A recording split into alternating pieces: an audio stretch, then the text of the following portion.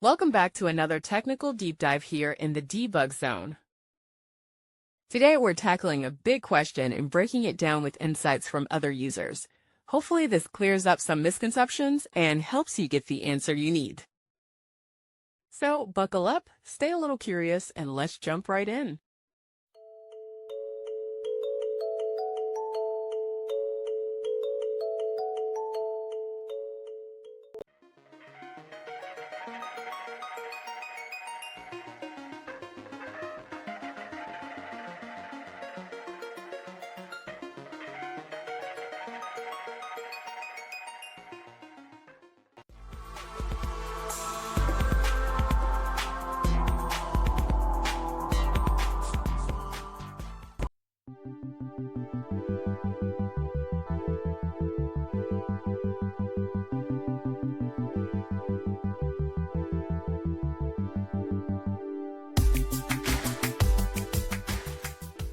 And that's a wrap.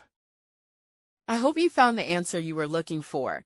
If you did, take a second to hit that subscribe button. It really helps out. And let me know in the comments which solution worked best for you. See you next time in the debug zone.